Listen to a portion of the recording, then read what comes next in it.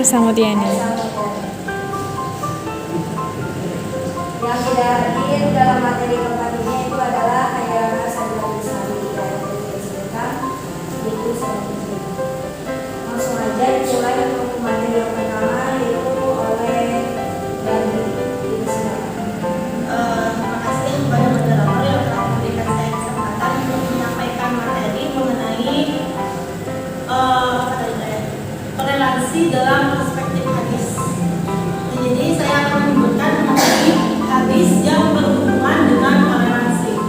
Yaitu ada hadis bunyinya itu Bismillahirrahmanirrahim. Hadis ini diriwayatkan oleh Abdullah bin Abbas. Hadisnya itu berbunyi Bismillahirrahmanirrahim. An Abi Abbas qala ila Rasulillah sallallahu alaihi wasallam ayyul adyan ahabba ila Allah qala hanifiyatu al-samhah. Yang artinya itu dari Ibnu Abbas radhiyallahu anhu, beliau itu berkata bahwasanya ditanyakan kepada Rasulullah sallallahu alaihi wasallam, agama manakah yang paling dicintai oleh Allah? Maka beliau bersabda, yaitu al-hanifiyah as-samhah, atau agama yang lurus dari toleran. Maksudnya yang lurus dari toleran itu yaitu agama Islam. Jadi dalam hadis ini disebutkan bahwasanya agama yang paling lurus, agama yang paling benar yaitu tidak lain dan tidak bukan yaitu agama Islam. Jadi Nabi Muhammad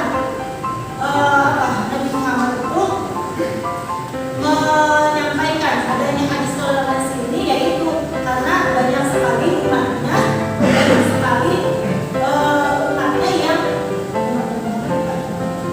yang hadis tentang toleransi ini atau umat beragama ini disampaikan oleh Nabi Muhammad untuk memelihara kerukunan masyarakat. Seperti yang kita tahu bahwasanya di dunia ini banyak sekali agama-agama yang selain daripada agama Islam. Ada agama Hindu, ada Buddha, ada Konghucu, ada apa lagi? Kristen dan lain sebagainya. Tapi agama yang paling benar yaitu agama Islam. Nah, toleransi apa yang disebutkan dalam hadis ini yaitu toleransi beragama. Toleransi dalam taraf agama itu hanya tidak termasuk ke dalam akidah. Kalau misalkan teman-teman semuanya punya teman yang selain Islam dan Muslim, kemudian ada yang mengajarnya tetapi dan bukan termasuk ke dalam agama Islam, ajaran Islam, maka itu bukan lagi termasuk ke dalam toleransi. Jadi toleransi dalam agama Islam itu hanya mencakup muamalah atau hubungan sesama manusia. Kalau semisal berhubungannya dengan akidah, tentang amaliyah kita, maka itu bukan lagi tentang toleransi beragama. Seperti yang ada dalam surat Al-Kafirun, lakum dinukum waliyadin, untukmu agamamu dan untukmu agamamu. Jadi dalam ayat Quran ini disebutkan bahwa ya agama mereka agama kita agama mereka, ajaran mereka ya berarti ajaran kita juga. Jadi disinilah tentunya kita seorang muslim harus selalu toleransi, karena banyak sekali di Indonesia itu sendiri ada berbagai macam suku, ras, agama. Jadi disitulah kita harusnya menjaga toleransi umat beragama. Terus mungkin hanya itu saja yang dapat saya sampaikan. Kurang lebih mohon maaf, saya kembali ke Terima kasih yang sudah menyampaikannya. Selanjutnya akan disampaikan oleh Muhammad Fadil. Baik, sebelumnya di sini materi mengenai tentang bagaimana Nabi Muhammad SAW menunjukkan sikap toleransi terhadap umat Islam dan Muslim dalam kehidupan sehari-hari. Itu yang akan disampaikan sebenarnya oleh sahabat Kirana Sadullah Sari karena tidak ada, jadi diwakili oleh saya sendiri. Nah, jadi kan sudah dijelasin ya oleh Pemba ya, karena dari toleransi sendiri. Nah, toleransi itu merupakan sikap untuk mengayomi orang-orang yang berbeda keyakinan dan kedudukan yang tidak menebar permusuhan. Nah, Rasulullah tidak hanya sebagai nabi, beliau juga kepala keluarga, panglima perang, dan juga kepala negara. Nah, kedudukan dan kekuasaan yang diperolehnya ini tidak menjadikannya sebagai orang yang bertindak kasar ataupun keras. Gitu. Nah, sebagai nabi gitu ya, beliau sikap toleransi ini menunjukkan gitu ya, ialah memaafkan dan bahkan mendoakan gitu kaum yang telah berbuat jahat kepada beliau sendiri gitu, ketika berdakwah gitu. Nah, setelah beliau wafat gitu ya, paman beliau gitu ya, Abu Thalib ya, Nabi SAW ini berkunjung kepada perkampungan Taif gitu. Beliau menemukan seorang dari pemukas kaum sakit, yaitu Abi Ya'al, Ubaid dan juga Mas'ud. Nah, Nabi mengajak mereka gitu untuk melindungi para sahabatnya agar tidak diganggu oleh suku Quraisy gitu. Nah, namun kenyataan yang dialami beliau ini gitu ya, Nabi diusir dan dilempari batu oleh kaum sakit gitu. Nah, akibatnya gitu ya, darah pun mengalir dari tubuh beliau gitu. Nah, menyaksikan kejadian itu gitu ya, malaikat Jibril memohon izin untuk mengajukan kaum sakit gitu, karena telah menyiksa Nabi. Namun apa jawaban Nabi? Ada yang tahu gak? Jawaban ini jangan. Aku berharap Allah akan mengeluarkan dari tulang sulbi mereka keturunan yang akan menyembah Allah dan tidak menyekutukannya dengan apapun. Itu jawaban Nabi. Nah, beliau pun juga berdoa gitu untuk kaum sakit gitu ya. Ya Allah, berilah petunjuk kepada kaumku karena mereka belum mengetahui kebenarannya gitu.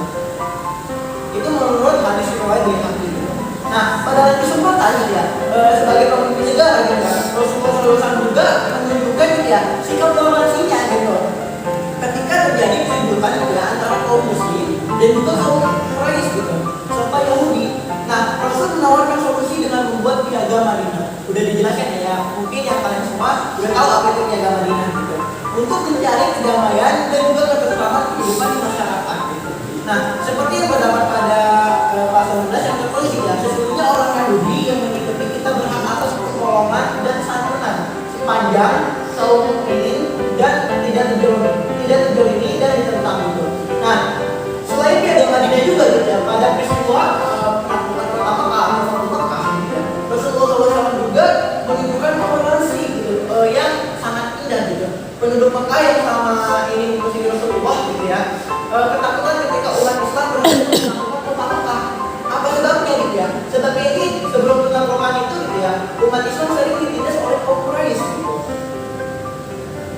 Kaum Quraisy Mekah gitu. Tadinya gitu ya, mereka juga menghalang-halangi dakwah Rasul gitu. Bahkan juga bermaksud untuk membunuhnya gitu. Nah, namun gitu ya, setelah penaklukan kota Mekah itu gitu ya, Rasul memaafkan sikap mereka gitu. Tidak ada balas dendam, kekuasaan yang dimilikinya akan menjadikan diri Rasulullah ini menjadi sombong atau bertindak sewenang-wenangnya gitu ya. Nah, ketika penduduk Quraisy menanti keputusan beliau gitu ya, Rasul bersabda gitu, saya hanya katakan kepada kalian sebagaimana ucapan Nabi Yusuf kepada para saudaranya, tidak ada celaan atas kalian pada hari ini gitu. Pergilah kalian semua bebas. Hadis riwayat Baihaqi gitu. Itu menurut hadis riwayat Baihaqi. Mungkin penjelasan mengenai tentang Nabi Muhammad SAW menunjukkan sikap toleransinya terhadap umat Islam dan non-Muslim dalam kehidupan sehari-hari itu seperti itu. Mungkin itu saja materi yang bisa saya sampaikan. Kurang lebihnya mohon maaf. Saya kembalikan kepada moderator. Terima kasih kepada moderator. Selanjutnya pematerinya itu akan dibacakan oleh Ahmad Suhaib. Terima kasih kepada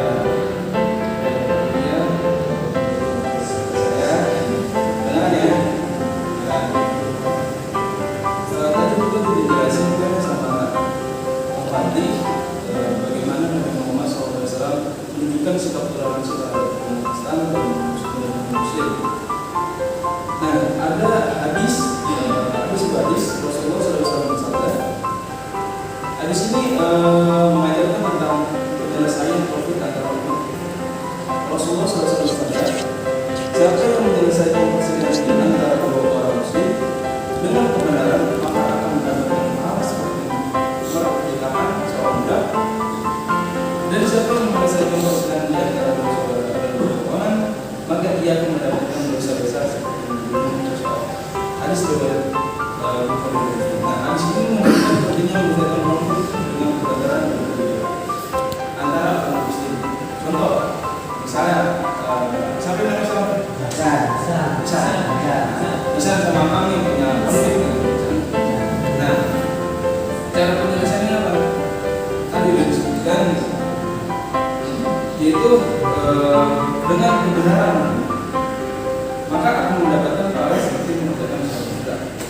Dan ada juga saudara ayat 9, dan jika ada kelompok dari kaum mukmin berperang salah satu dengan yang lain, maka damaikan kedua. Hadis ini ayat ini menekankan pentingnya perdamaian dan penyelesaian secara damai dalam konflik yang terjadi di antara kaum muslim. Dari hadis tersebut disebutkan bahwa Islam mengajarkan penyelesaian konflik di antara umat Islam dengan cara yang damai dan toleransi, saling menghargai dan menjadi hubungan baik. Dengan bersama umat Muslim sangat penting untuk menjaga kebersamaan dan perpisahan dalam komunitas. Islam juga mengutamakan perdamaian dan persatuan sebagai tujuan untuk menciptakan keselamatan, damai, aman, dan harmoni sejahtera bersama. Mungkin hanya sekian dari Bapak, mohon maaf ya. Terima kasih untuk selanjutnya materi yang disampaikan hari ini oleh Fadil Barak. Silakan. Baik, kembali lagi ya. Di sini mungkin materi terakhir gitu ya, mengenai tentang hadis-hadis yang tadi ya dapat bagaimana hadis tadi tidak dapat diterapkan dalam konteks masyarakat modern untuk mempromosikan toleransi dan kerukunan antar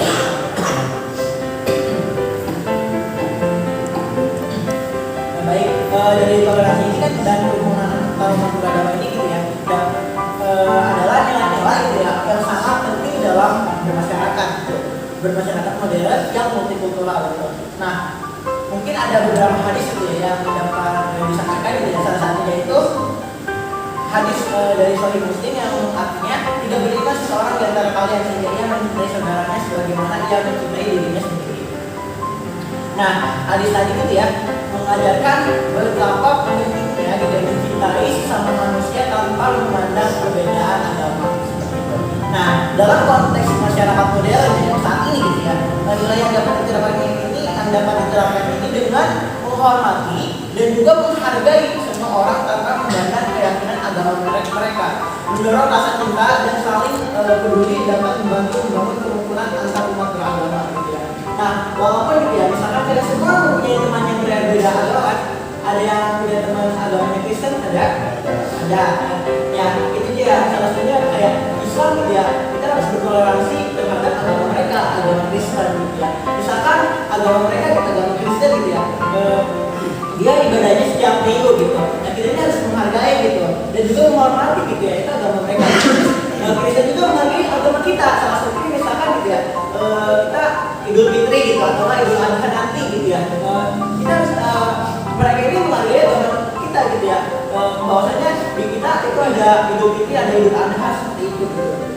Pokoknya walaupun berbeda agama gitu ya, kita harus menghormati dan juga saling menghargai sesama agama, sesama berbeda agama seperti itu. Ada juga gitu ya, dari Musnad Ahmad itu yang berbunyi namanya gitu ya, wahai manusia sesungguhnya Tuhanmu adalah satu dan ayahmu satu. Ketahuilah tidak ada kelebihan bagi orang Arab atas orang Arab, tidak pula kelebihan bagi orang Arab atas Arab, dan tidak ada kelebihan bagi kulit hitam atas kulit putih, dan tidak pula kelebihan bagi kulit putih atas kulit hitam, kecuali dengan takwa. Nah, apa sih gitu ya yang dimaksud dari hadis tadi gitu ya? Hadis tadi itu menegaskan kesetaraan semua manusia tanpa memandang ras, etnis atau latar belakang mereka. Gitu. Nah, dalam masyarakat modern gitu ya, hal ini tidak dapat diinterpretasikan gitu ya sebagai penghapusan diskriminasi berdasarkan agama gitu. Nah, toleransi gitu ya dan kerukunan dapat diperkuat dengan menjunjung nilai-nilai kesetaraan dan juga keadilan bagi umat beragama. Nah, dalam yang dijelaskan tadi gitu ya, poin kedua ini gitu ya, setelah tadi kita harus menghargai serta menghormati gitu ya keyakinan agama yang berbeda gitu ya. Yang berbeda adalah kesetaraan semua manusia tanpa memandang ras, etnis dan juga latar belakang mereka. Saat ini kayak misalkan ada yang kulitnya putih atau kulitnya hitam, dan jangan membeda-bedakan gitu. Kita tuh harus saling menghargai gitu ya. Walaupun kita misalkan ada yang orang Jawa atau misalkan ada orang yang Sunda seperti itu gitu. Kita ini di zaman modern ini gitu ya, jangan dapat diinterpretasikan ini sebagai penghapusan diskriminasi berdasarkan agama. Ini harus toleransi gitu ya, salah satunya untuk memperkuat gitu dengan menunjukkan nilai-nilai kesetaraan dan keadilan bagi semua umat beragama. Ada juga di hadis riwayat Ahmad yang berbunyi, sebaik-baiknya manusia ini adalah paling bermanfaat bagi manusia lainnya juga. Nah, hadis ini gitu ya, hadis yang lainnya tidak menekankan pentingnya berkontribusi dan juga membantu sesama manusia tanpa memandang agama mereka. Kembali lagi sebagai tadi gitu. Nah, dalam konteks masyarakat sendiri gitu ya, dalam konteks masyarakat modern sendiri gitu ya, hal ini sudah dapat diinterpretasikan juga sebagai dukungan dan juga kolaborasi antar umat beragama gitu untuk meningkatkan kualitas hidup masyarakat secara keseluruhan gitu. Nah, menggalang kerjasama dalam proyek-proyek kemanusiaan bersama-sama dapat mempromosikan toleransi dan juga kerukunan.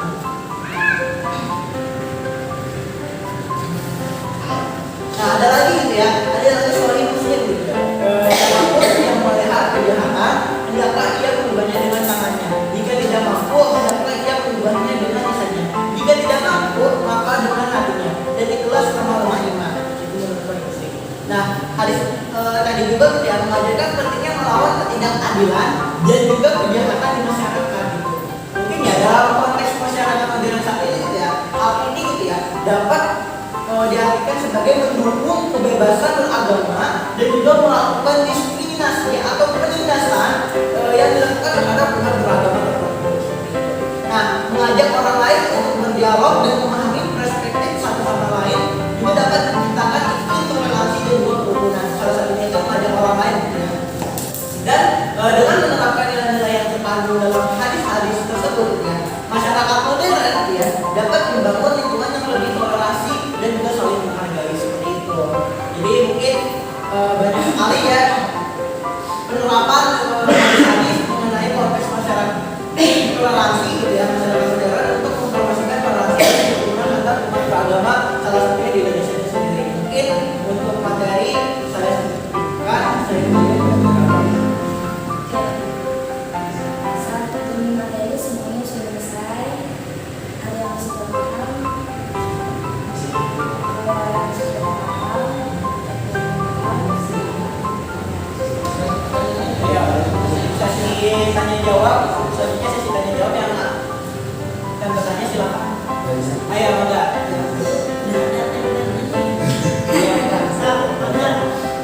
Bagaimana cara menjalankan toleransi agama sesuai syariat Islam terhadap orang lain?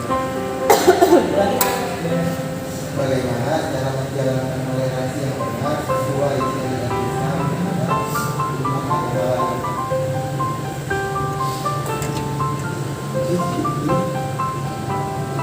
Udah? Ada lagi? Ayo, Ayo lagi ya. silakan. Bagaimana cara yang paling baik dan efektif dalam Toleransi. kalau menjalankan bahwa di media sosial itu adalah yang ada orang yang menginginkan agama dan lainnya. Gimana? Coba lagi. Bagaimana cara yang paling baik dan efektif dalam membuat toleransi beragama? Kalau dilihat kan bahwa di media sosial itu kan kadang ada orang yang menjelek-jelekan satu agama dan lainnya.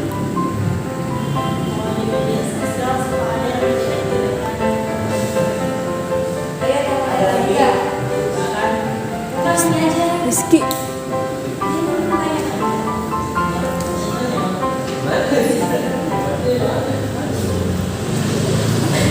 Pegel banget.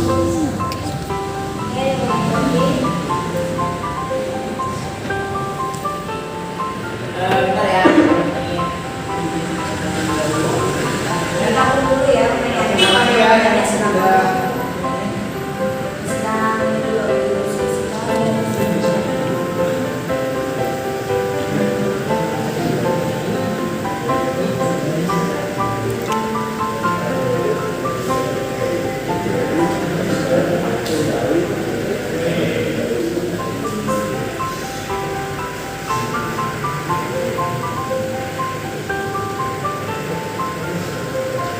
Izin menjawab ya. Tadi pertama siapa yang nanya? Siapa? Bisa. Biar jelas. Bagaimana cara menjalankan toleransi yang benar sesuai syariat Islam terhadap umat agama lain?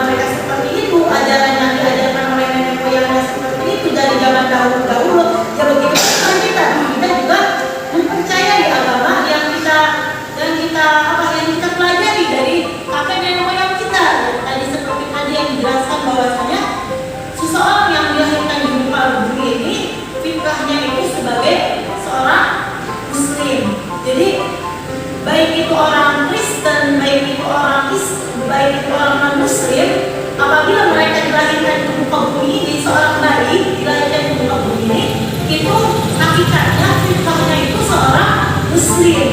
Akan tetapi mereka dijadikan seorang non-Muslim, seorang beragama Hindu Kristen, nah itu berarti tergantung daripada didikan orang tuanya beragama Islam, beragama Hindu, Buddha, Konghucu, berarti seperti itu ya, seperti itu berarti mereka akan diajarkannya.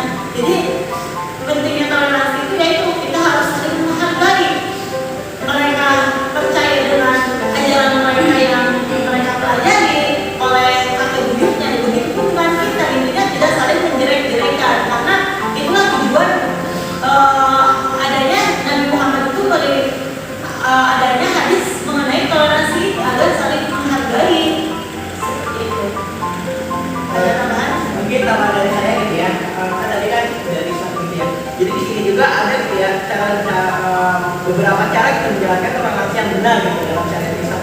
Dan salah satunya itu ada menghormati kebebasan beragama, terus ada juga menghindari penghakiman dan juga prasangkaan, ada juga membangun hubungan yang baik gitu ya antara sesama beragama, terus ada juga menghindari pemaksaan agama, terus ada juga memberikan perlindungan kepada umat agama lain, dan juga ada menghindari penistaan agama gitu, dan ada juga mengedepankan dialog dan juga pemahaman, serta menolak ekstremisme dan juga fanatisme gitu, sehingga menjadi contoh yang baik seperti itu. Karena gitu ya dapat dicatat gitu ya bahwa Islam itu gitu ya mengajarkan toleransi terhadap umat agama lain gitu.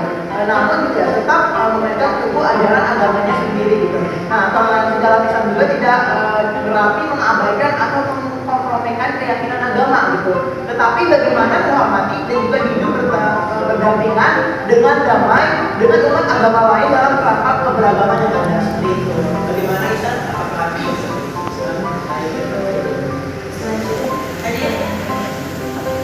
pertanyaan kedua ya, mungkin pertanyaannya itu bagaimana cara yang baik dan juga efektif bertoleransi beragama gitu. Dilihat dari sosial media gitu ya, karena ya. Mungkin kalau dari saya sendiri gitu ya, memang jika berkaitan gitu ya, kan tadi kan dijelaskan sendiri ya apa itu bertoleransi gitu. Namun bagaimana sih untuk bisa bertoleransi dengan baik dan juga efektif gitu ya? Ada beberapa langkah gitu yang dapat diikuti gitu. Yang pertama ini ada menghormati perbedaan gitu. Nah, yang sangat penting gitu itu menghormati perbedaan gitu. Karena untuk menghormati perbedaan antara agama dan juga keyakinan orang lain gitu. Bahwa kita dapat sadari gitu ya bahwa setiap individu memiliki hak dan juga memilih dalam mempraktikkan agamanya sendiri. Itu salah satunya gitu, yang menghormati perbedaan. Ada juga yang kedua menjalin dialog dan juga komunikasi yang baik gitu. Nah, membangun komunikasi yang terbuka dan juga dengan orang-orang dari berbagai macam agama dapat membantu memperdalam pemahaman tentang keyakinan dan praktik mereka gitu ya. Dengarkan pendapat mereka dengan sungguh-sungguh tanpa menghakimi gitu. Nah, yang kedua ini gitu ya, kita ini harusnya saling menjalin dialog dan komunikasi yang baik dengan dengan yang berbeda agama gitu ya. Ya walaupun kita berbeda agama, kita walaupun agamanya beda gitu, kita harus komunikasinya harus tetap baik gitu. Jangan kita beda agama tapi kasih kita kayak kita agama Kristen, kita agama Islam. Nah itu jadi salah satu konflik gitu ya, salah satu konflik itu yang sekarang kan zamannya teknologi gitu ya. Nah itulah penyebabnya gitu, salah satu komunikasi yang tidak baik menyebabkan ya kita sekarang zamannya modern gitu ya, canggih ya teknologi, saling musuh-musuhan dalam sosmed gitu. Ya itu yang namanya itu menjalin dialog dan komunikasi yang baik juga. Nah ada juga membangun pengetahuan dan juga pemahaman gitu ya. Nah tingkatkan pengetahuan dan pemahaman tentang agama-agama yang ada di sekitar kita ini gitu ya. Pelajari praktik kepercayaan dan nilai masing-masing agama. Nah dengan demikian gitu ya, kita dapat menghargai dan memahami lebih baik tentang keberagaman tersebut. Terus juga ada lagi hindari prasangka dan juga stereotip gitu.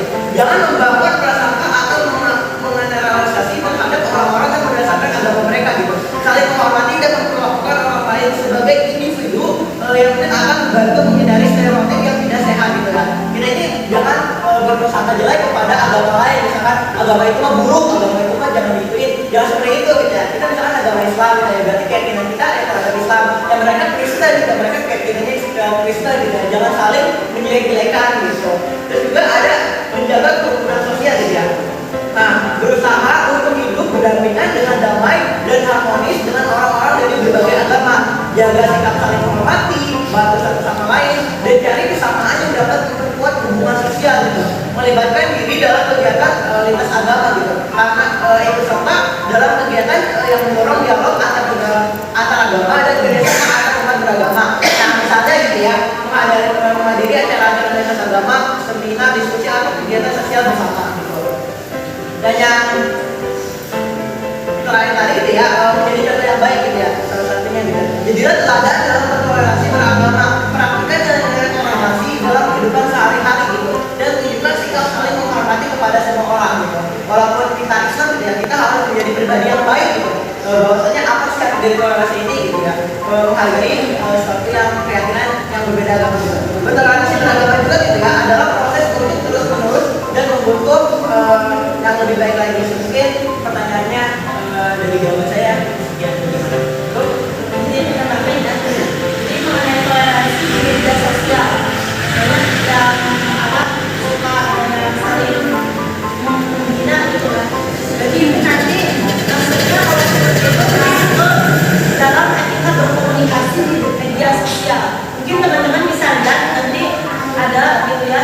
Saya menambahkan itu masuknya kalau seperti itu masuk ke ya toleransi saling menghargai, masuknya ke etika komunikasi di media sosial, dan di situ ada beberapa poin atau poin-poin mengenai hal apa saja yang harus kita sampaikan di media sosial. Yang salah satunya itu saling menghargai, tidak saling mencaci maki, seperti yang kita tahu bahwasanya kalau media sosial itu masuknya ke sifatnya itu permanen. Maksudnya permanen itu bagaimana? Kalau kita misalkan mempunyai berita besar atau kita punya gosip tentang si A, kemudian kita share di media sosial, nah itu sampai viewersnya tuh banyak yang melihat. Nah, walaupun kita sudah menghapus video asli kita, kan banyak yang mereplay, banyak yang menyebarkan kembali. Nah itu kan maksudnya permanen gitu. Jadi walaupun kita sudah menghapus, nah itu tidak akan. Jadi di media sosial itu sudah tersebar. Jadi kita sebagai pelajar gitu ya, sebaik mungkin kita harus bisa menjaga komunikasi kita di media sosial. Nah itu maksudnya ke etika berkomunikasi di media sosial. Nanti teman-teman bisa baca sendiri, bisa lihat apa saja etika kita berkomunikasi